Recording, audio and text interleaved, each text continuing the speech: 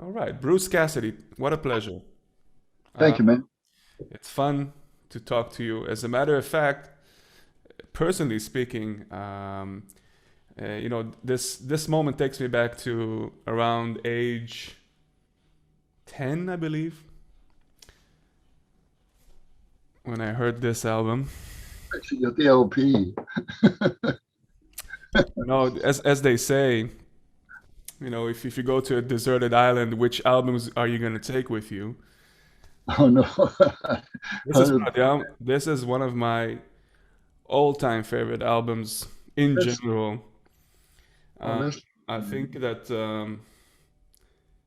this maybe we can talk about that too. Everything that concerns this album, the recording, the compositions, just the yeah, vibe of it is, mm, and yeah. that first EVI solo on the first track. We'll get to that too. So yes. So for me, this is a very um, wow, what a moment. H10. That's so sweet, man. Thank you. Yeah. Um, when I heard this album for the first time, I was not aware that there was such an instrument called an EVI, let alone that I know that there was an instrument called the Iwi. But Mm, later on, I learned about Michael Berker, learned mm. about Judd, and I think even before, if I'm not mistaken, before I knew Nile, I knew this recording and you. Um, this recording was made in 1980, right? Yeah, Right. yeah. This one Um, it was. I think we recorded it in late '79. okay. Wow. Um, so you're one of the firsts to Man, play. it's probably yeah. I was probably the first one to play it on a pop record. But it had been used by certainly by Nile. Like when I met Nile shortly after getting the instrument, when I was on the road with BSNT, then he had reminded me. I didn't know that he had played on Apocalypse Now, Mm-hmm. and on that, every exposed melody on that soundtrack is EVI. Mm-hmm. And he said that one track, I think it's called Mam River or something, has 100 tracks of EVI, and he got a session fee for every one. Wow. He bought himself a house and moved to LA. Those are the days when you actually overdubs, you paid for them. Amazing. So you heard Apocalypse Now and you got interested in the EVI. Oh no, not really. Actually, I was in Chicago doing a gig with Blood, Sweat, and Tears, and was in a music shop. I don't know. I needed oil or something for my horn. I don't know what it was. And I saw on this instrument on the wall, and I asked what it was. They said, "Well, it's electronic trumpet." Really? And I picked the thing up, and I freaked out, and I went and borrowed $750 from the manager and bought the thing. And I took it on stage that night. Oh, I and how mean, was that? I was just so freaked out. So meanwhile, because you don't get any feedback from the instrument, like I had it really loud in the monitor, and I was Yeah. just like, like just trying to like figure this thing out, and the audience wondered like, what is this going on? And the other guys in the horn section were like holding their ears, because it just sounded so horrible. But I Yeah. didn't really care, like, because I was just like I was freaked out. As this is amazing, you Wow. know, instrument, So anyway, that I mean, and I mean, it took me a while, to get into it. I mean, I think I had it for about a year before I actually recorded, you Mm. know. But although I was playing it, I did play it on gigs. I think the band was quite a bit more loose in those days. I mean, I've worked with David Clayton Thomas since, because he moved back to Toronto about the same time I did. And now 8 bars is a feature. At that time, we used to play like long extended solos. Everybody during the night at one time or other would just step out front and do their thing, for as long as they wanted. And the band would just jam. And it was quite a different scene. Now, Yeah. was this sort of the last of the '70s jam bands? And I was at Lighthouse before that. It had a similar kind of vibe. Like I listen to the music now and I wonder how do we get away with it? Like just like long wandering solos that never went anywhere. Yeah, I mean this album is correct me if I'm wrong, but it is pretty um I mean the classics are the classic Blood, Sweat and Tears is very R&B, Yeah. very much into that direction. And this album is so fusion in so many things happening there. There's just so much jazz and so much funk and wow. So I mean, the direction has a lot to do with my writing because I did all the writing except for the title track, which Earl Seymour arranged. And so I'm come from a jazz direction, and I mean I played in some pop things when I was like studio player in Toronto, and Hmm. but I didn't really relate to the funk thing all that much. I was a straight ahead Miles Clifford, Freddie Hubbard, kind of hard bop guy, Hmm. and that's what I was into. So I was actually the wrong guy to be so deeply involved in writing the tracks. They really should have had uh, a pop producer. And the band lost direction when they fired Bobby Guercio, who went on, because the band was full of fusion hot dogs. They said, we don't need a producer, we know what we're doing. And Hmm. the band, like, it died. I mean, that's the last album of Bud Sweat and Tears ever made. And the reason they're not recording now is because Bobby Columbia owns the name, and no, they can't record under it. Which is Okay. it's a bit of a shame. But anyway, that's all the stuff that's aside. But Yeah. I love playing with the band because they were just playing the same music every night and having so much freedom, and nobody complained about playing. Everybody was up for it, and we continued to polish the performance. So it was a hell of a lot of fun. It should have had a street producer. And Hmm. some of the stuff, maybe some of the stuff I did, I'm happy with my arranging and all that, but I'm not sure that was the right to put it out as a pop record. Not sure that was the idea. It's a bit of a left turn for the band. There was too much jazz. It was too. I think it's too jazzy, a bit too free. But Depends who you ask. there are there are people who love it, and I'm still happy with it. Yeah, I mean, as I said before, as you just mentioned, this album sounds very different from the rest of the albums that Blood, Sweat, and Tears made, and for me, that's the one that sticks out Like, because yeah, it's that jazzy and because it's that and even the sound, I really enjoy the sound. I don't know, there's something yeah. about it which is Yes, well, it's probably unique for reasons that I don't like, but but yeah, it's we exactly all get impressed by things that catch us at a certain time because of a certain vibe and so on. yeah, yeah. But by a record, that nobody else ever heard of, and it was just because I was really ready for that, and it had some amazing players, and I said, "Wow, this is," and I decided I was going to be a musician. Right. Hmm. Beautiful. And EVI wise, what happens after Blood, Sweat, and Tears? Well, so after EVI with the EVI. Um, I lived in San Francisco just because I married a girl from there, and there I got involved with Surge Modular. I went to them and hung around there for a week or so, and got some modules, and I remember going to see Don Buchla and all the synthesized people that were heavy on the scene there. Like I was like sort of drawn to that. But I stayed with the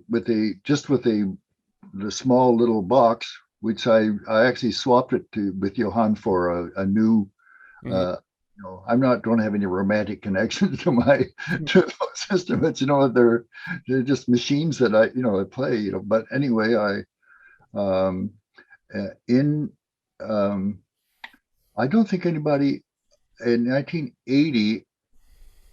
No, I don't recall that. I didn't meet Judd till I lived in I lived there again in '86, and I think that's when I met Judd. Hmm. Or no, or a visit. No, I visited once. Anyway, I after about a year in LA, I was playing trumpet and doing gigs. I wasn't playing much EVI particularly then, but I got a call to do some film work in South Africa because we toured there, and I really liked the city of Cape Town. I thought was just unbelievably beautiful, like more beautiful than Vancouver or Sydney, Australia, which are beautiful places. But this was like really amazing. Anyway, I just said, yeah, asked somebody, is there any work here? And somebody kept in touch with me from there, a person from another band that we traveled with in LA or in South Africa, and I got invited to do some film writing in South Africa, and it was a gig, and so I just, oh, okay, I could go do a gig, and Yeah. my marriage was coming apart, like I said, I was a lunatic from being on the road for so long. It was just really, really weird, so Hmm. so it wasn't good for me, that was personally. Anyway, so I ended up like, being there for 20 years, like it just because it just kept like getting work and more work. And then I got married and got kids Mhm. and that's life got away with, because I'm dragging me Yeah. along. And then I came back here in 2003 Mm. back to Toronto because I could have gone to the States. I still had a green card, but I decided that this was a better scene to bring up my daughter, and I think that was a good move. Mhm. But in regarding the EVI, while I was when I was in South Africa, a couple of times I went back to LA and mostly to see Nyle. And once he upgraded my little the small box version, the Steiner EVI. Mhm. Uh, Was that the one with the mouthpiece, or was that the one with just the hole? it only took the whole, yeah. Oh, I guess you're talking about the Kumar then. Could it be? It wasn't a Kumar. There was another version. It was said with Okay. Niles, his logo on the side. Okay. Now Steiner, but it's actually the same thing, just a slightly different version. And he converted it to 220 volts for me, and because it was Okay. 220, and then uh, so but then I had him build me a Steiner phone, which is the version that's in a suitcase, and Mhm. I played that for a very long time. That was a totally analog machine, and that was like really lovely. It's really, and there's a video of me playing it online actually. You Okay. know, so I really like that. And on one of those trips back, I think trip back to pick that up, I met Judd. He was playing in a club somewhere, and I hung out with him a bit for a while. We talked about the EVI, and then I stopped in New York and bought an Oberheim expander, and I got a bunch of other, animals to hardware since to work with. And I still had the Surge modules I eventually sold because I hadn't turned them on in 20 to 30 years. No, yeah. Yeah. So Yeah. the Steiner phone was like a really amazing instrument. It's really, and I've got it sitting in the corner here, and I must actually just get rid of it as well. It's worth something because I don't really play it because I now use a computer all the time. I use a Right. mainstay uh, and VL. I've got a VL1 and some other hardware since the new Phantom whatever. Mm. How do you find the computer in comparison to the standard phone? Well, I like it, but the magical thing about EVI, a lot depends on how good the filters are, Mm, and the analog filters and the variability of um, the analog EVI, the very first one, and the Steiner phone. You can't really save a sound. There are no presets, so it always sounds just a little bit different, and so you adjust it just to it what feels good, mm, and that was a really cool thing, actually, that you don't have a preset these days. People using, well, of course, they're buying all, there's so many different machines, like everybody sounds different now. right. But for me, the real magic of the instrument is the filter and riding the filter, you know, whether how you have the cutoff set of the resonance and so on, Mm, and to have that, um, accessible, and I'm is really nice. yeah. I do, but I definitely entered new territory with sampling, and I enjoy working the main stage because I work with samples a lot. Really? Which type of samples? Contact or anything? No, well, I use just use sampler it was EXS24, now it's Oh yeah. called Yeah. Logic. I use Logic for writing, so. But other samples like the Phantom XR I have, and of course and I like the Yamaha VL1. I'm just going to sell I have Judd Miller's box, his upgrade to the VL70, but Mm-hmm. I'm going to sell it to a friend because I've never used it, Mm, because the VL1 is like well, it's got a deeper architecture. It's just like although it's a beast, like a 3U rack, and I don't feel like lugging it around. hmm I played the 70M. I had it. I, Yeah. it sounded pretty good. I mean, I enjoyed it very much. Yes. The difficulty I have with it is that its memory is volatile, and it defaults to breath, and I use aftertouch, as does Nile and does Judd. And I'd like using aftertouch all the time, although there's really no great difference, I don't think, between using them. But it means I have to go through and change all my sounds, and I Right. feel like I just don't feel like doing that. There are a couple of advantages to using breath, but I'm just sort of stuck on aftertouch, and that just bugged me, you know. Mhm. And now, of course, with the new EVI, you can have it put both aftertouch Breath. and breath. Yeah, Yeah. So you play the new EVI now, yeah, and yeah, do you like it? yeah. I mean, it's a great axe. There's some really cool things, like them having the menu in it, having the battery, knowing how good the battery is. But there are a few things that bug me, and I wish that I'd had some input when it came up, was coming up. On the EVIs that I have that Nile has built, um, it's possible to change a patch instantly. On this, it's a bit of a mission. Changing a patch. I can change the patch between notes. You know, it's not something I would do ordinarily, but if I'm doing an avant-garde gig, then I do that. He kind of just says anything goes. Like it's a whole Yeah. fear. Yeah. But uh, and it takes it about a couple of seconds to come on. I turn it off all the time, and you can't reach the switch from your left hand. You have to hold it with the right hand to move the switch to turn it off or on. So Hmm.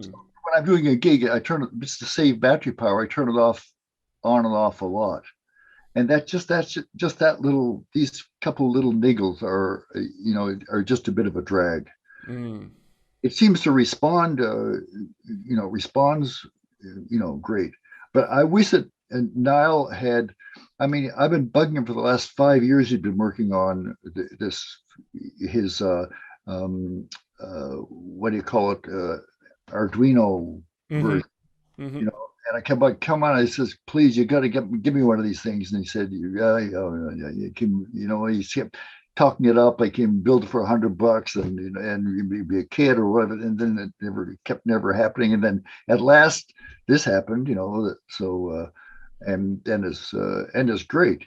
I dig it. I dig that the wireless is built in, but I have wireless built into my other EVIs as well, so, Hmm. uh, but I uh, I'm happy with it generally playing. It responds, really well, and I like that there are things that are programmable. Well, never into the geeky stuff, Yeah. like I like the third trigger to go to a minor third instead of a major third, and that's now in a menu. And whereas Nile actually had to build a switch into my Steiner phone for that feature, and so the hardware implementation is like really really clever. The Hmm. menu, all that. That's really cool. Great. That is your main instrument for writing or playing at the Yeah, moment. yeah. So I play a little bit of piano, but it's a Ranger's piano. Hmm. You piano. There's a pencil in my teeth, right, and in the keyboard. Beautiful. Yeah, but I program it using EVI. Like I play melodies and stuff. Like I just play them into the sequencer. Okay. Are there any links, videos, things that I because you And mentioned. so if you go to there's yeah you can if you go to YouTube Bruce Cassidy rumors. There's My Funny Valentine. I think it's something me playing Steiner phone Mm-hmm. and and uh, the, and Tarangalila, the Messiaen piece, Cape Town Symphony Orchestra, uh, Mm-hmm. and I'm playing the Andes Markna part. And the video, there's no video to it; it's just a picture. But I'm Oh, playing yeah. the Andes part of the Messiaen because they didn't have an Andes in South Africa. Uh, Okay. I see uh, it. Yeah. and so, and then there's something playing with Surendran Reddy. I'm playing in a studio in Johannesburg with some really great musicians, actually. Um, South Africa wasn't the backwater I expected. There was some amazing players there, Hmm. you know. So Great. I'm gonna check it out.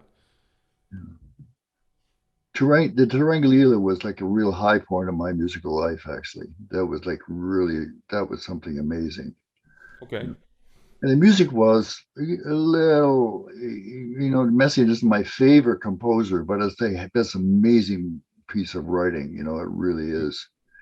It's better orchestration than it is like melodic or whatever, but it suited the EVI because and it suited that particular EVI because there were 7 octave glisses and things that weren't possible until lately with this EVI. That now some of the patches that I've got now, I can control that, have dynamic control time over multiple octaves. Oh yeah. Yeah. I And it understand. had the same range as actually, it has an octave more than the Audis Martinot, it turns out. And so anyway, that was really cool. Yeah. Great.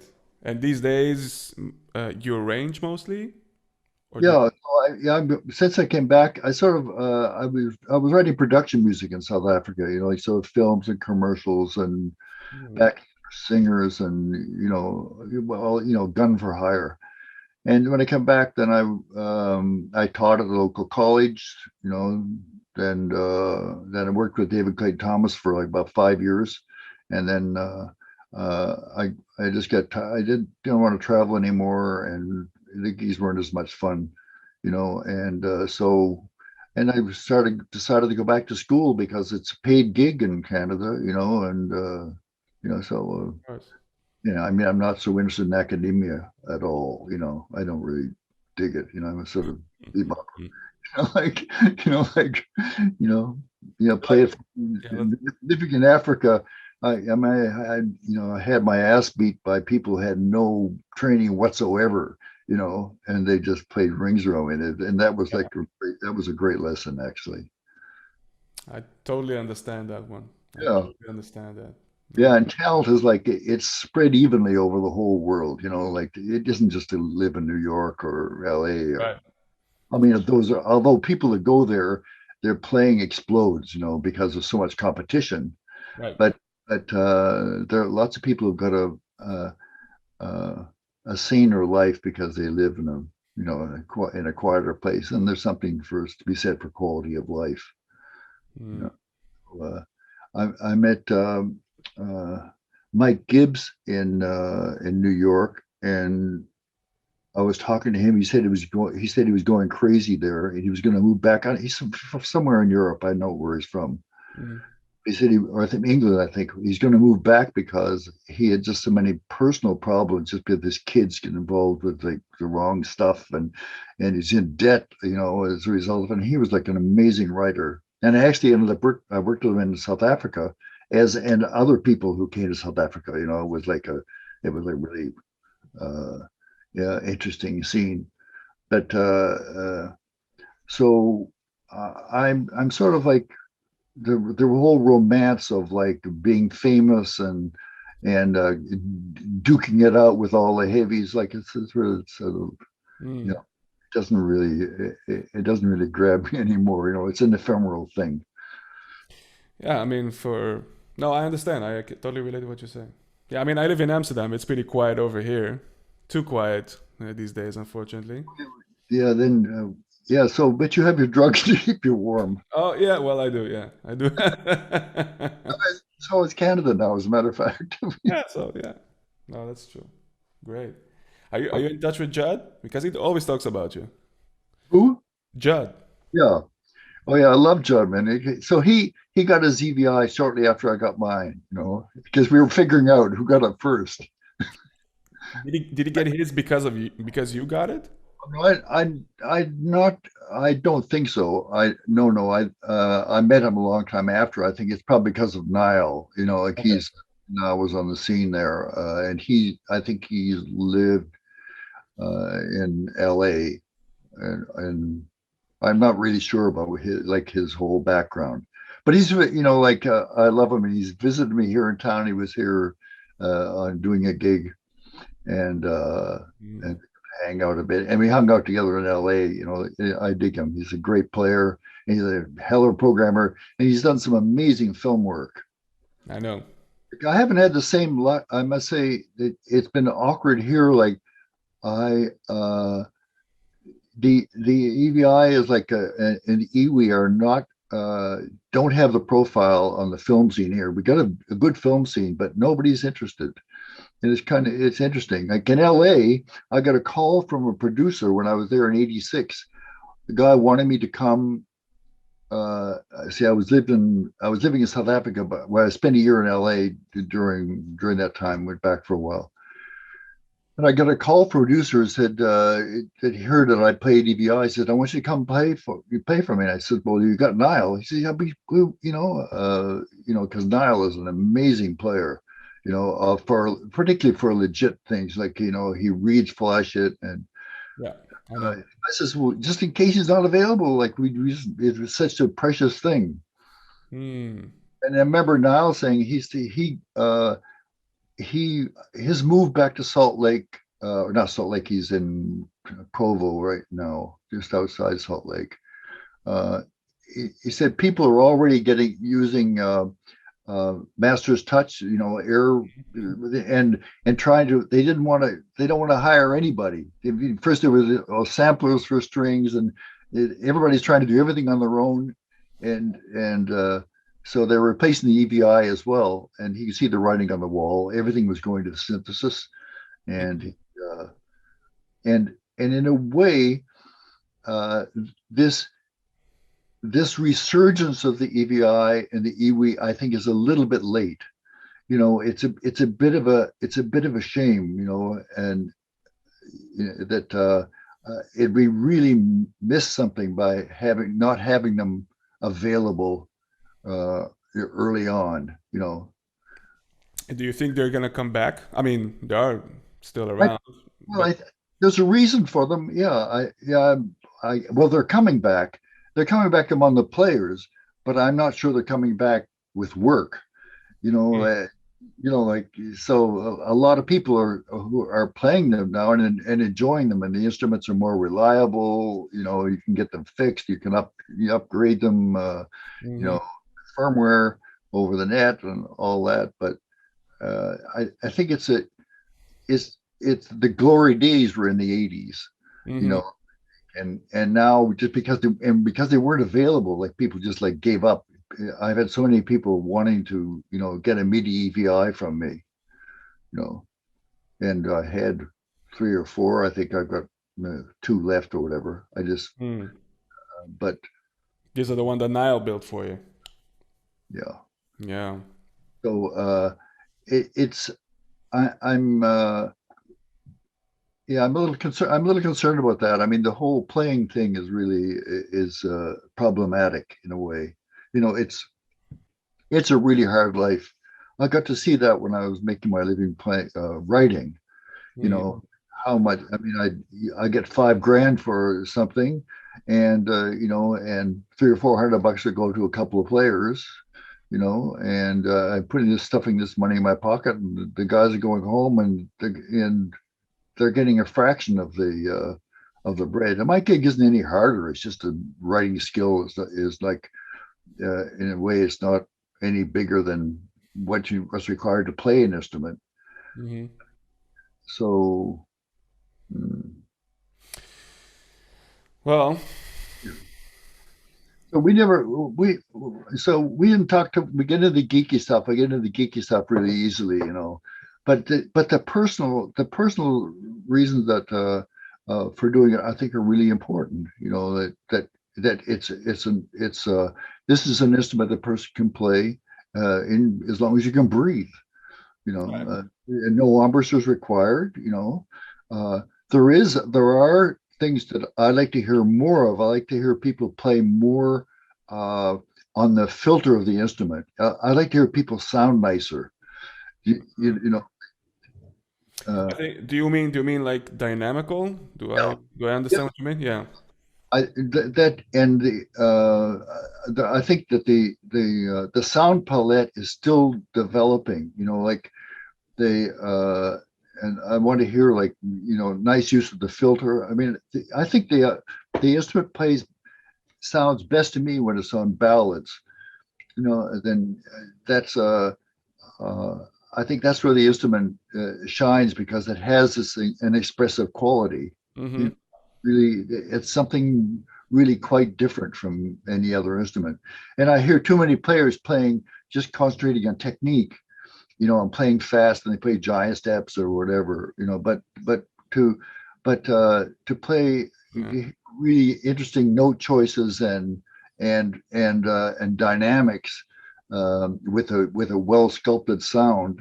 hmm Um, that's really cool. I mean, that turns me on. Like I agree. that's what I really loved about it. And mind you, I think I mean, I haven't listened to that BSC recording in a long while, but I think there was nothing delicate about that. Because it was the opener, I think, and I was just like, stepping on it, like, Yeah, for sure, for sure. I mean, there's like this huge glissando in the beginning, I remember. You jump 3 octaves, I don't know, something like that. And then at a certain point, there's like a lot of delays coming from left and right, something like so that. stupid. I asked Chris can you put a bit of delay on this so it sounds like, weird going. Well, I mean, I tell you this, it's very surprising when it comes because well, how's It was something different at that time. It was like it was unusual. yeah. During that time, when we traveled on the road, I had a rack of hmm gear hmm and polyfusion modules, I recall, and the rack was the size of a small refrigerator. Oh. and it was a monster. And the poor roadies, like they had a hell. They cursed that thing. It was the biggest piece of gear they had to lug. You know, it was worse than the drum kit. You know, and when you think of now, all that stuff can be put inside. You know, like in Yeah. the body of your iwi. You Yeah. know, like, and I had these huge polyvision modules, and I had a pitch to voltage converter. Oh Uh, yeah. so because I was just playing audio into it, and it was converting it to voltages, and then driving all these oscillators, and I didn't really know how to operate it all that well. So sometimes it sounded great, sometimes it sounded crazy, terrible, Mm. and it had a Oh. polyvision, no, whatever. I had some preset thing by I forget who. Anyway, I've given it all that gear away. Yeah. I mean, I have the struggle with analog versus digital. Mhm. In some ways, I acknowledge the necessity of playing digital, but when it comes to performance and playing, um, I still need machines. And as a matter of fact, I am very much um, still consider this one to be The the 1000. best. Yeah. Yeah. Um, yeah, I mean, first of all, the controller, it feels really, really great. Physically, even just holding it in your hand it feels good. Has yours been modified by Nile? No, No. I just had like a technician, like an electrician, to change the cable to Yeah, right. Yeah, to something that makes sense. exactly. That's not so damn expensive. I was selling. Kai had me selling those when I was in South Africa. Okay. The curse was the cables, Yeah. and I was speaking when, and because they had this special connector, Yeah. so it was $100, to get a cable, and had to order from Japan. And Niall pointed out the problem is that these cables are too long, so people kept stepping on them. Oh. So and Niall said that when the iwi came out, he had a whole new career just fixing them up so that people could so they operated correctly. Oh, So okay. hardly anybody has improved over what he'd done, and that includes Johanna in some respects. Niall is still the king. Mhm. Like I mean, I love what Johanna's done. Like, and if he sees this, he may want to slap me, but Niall he's such an artist, you Mhm. know. Uh, what he did was like he set the bar so high, you know. The Although this is going to over this new one here, this is going to overtake, uh, the MIDI EVI. Yeah, It already has because the MIDI EVI you just can't get anymore. You for know. sure. No, I think even I spoke to Nile, and Nile he was Yes, pretty. that's right. I saw that you Yeah, interviewed. he's actually happy with this because I think he in a way he's kind of done, or I understood that he's a bit, he had his days with making EVIs, and now it's like time to maybe do Oh something yeah, else. yeah. He never. I mean, he didn't enjoy making them so much. He enjoyed the development. Yeah. That was his thing.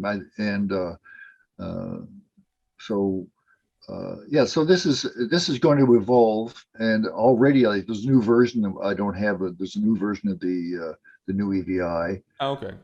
Yeah, I don't have that one. But Yeah, seems like the new EVI is the new kid in the block, and it's gonna be there for a while, which is great. I think it's great. Otherwise, you had to play the 4000 with the EVI fingerings or something like that. the wireless thing though is really great. I mean, not that you go very far away. Like when you're on stage, mainly, you're not going to go more than a few feet from your module, probably. You Right. know, and if you go like 20 or 30 feet, if you go out into the audience, the delay becomes a real problem. Yeah, So, but it's really cool in that you're not tripping over the cable. You know, for sure. There are solutions already with Bluetooth MIDI out there. I have a unit from Yamaha that works perfectly great. I Oh, must say. so you have a wireless setup now? Well, I don't, not, I do. Yeah. I don't use it necessarily, but if I'm home practicing or if I play with my iPad, because now there's stuff coming out for the iPad, there's this $40 unit from Yamaha that you just plug into your MIDI outputs, and that's it. Wow. And the Okay. latency is almost not there. Almost, really. I mean, so for practicing purposes, or as you say, if you're standing next to your computer or your iPad, you barely notice it, so it's fine. Yeah, so, but I was actually Michael Brecker that told me about the MIDI jet. Hmm. He says I tried that, and I look behind it. They're just a few miles from me, Oh. So I got one, and they built it into the body of my EVI. Hmm. So the EVIs that I have are wireless. Amazing. And they, They, they work good? they built it into the battery compartment. Okay. You Works know, good? yeah, yeah, works great. Okay. And the battery is in the canister. Oh, okay. Okay. So that was a good solution. But anyway, Yeah, I'm still, when I'll perform again, I'm not gonna risk it. I use a cable. yeah. I'm fine with that as well. Um, just to So be. yeah, I'll never use a cable again. So they we Well, differ in this you always respect. want to have those tails, when you accidentally stepping on it and like. Yes, to give a bit of drama, Yeah, like exactly. Here's a great thing that I learned from. I spoke to a person named Dan Willis. He's I think in the East Coast. I'm not sure. He worked with Brecker. He's a yeah, saxophone player, also very much into EVI. And when I spoke to him, he told me, I told him actually, man, you know what I noticed? A lot of people that I know from the scene, they're all funny. They're funny people. yeah, Nyle is crazily funny. Judd, yeah, funny. Steve Tavalioni, yeah. funny. A lot of people are funny. So automatically, of course, because you have to be funny in order to play the EVI because it never works. It Yeah, always plays different patches. You always step into the cable. Something always goes wrong with the sense of humor. So you gotta have a sense of humor, otherwise you're not gonna survive it. yeah, I can. Yeah. At the time I was driving, I was driving. In South Africa, I had a monopoly. I Hmm. was driving with and that thing was the cables like it had mini jacks, and they were always like getting messed up for me, and I had to just laugh about it. You can't get upset No. because technology is like can be wonky. Yeah, Yeah. Totally. Totally. Totally. Great. Thank you, Bruce. sure, man. What Yeah, a pleasure. What a pleasure. It's been yeah, great chatting with you, man.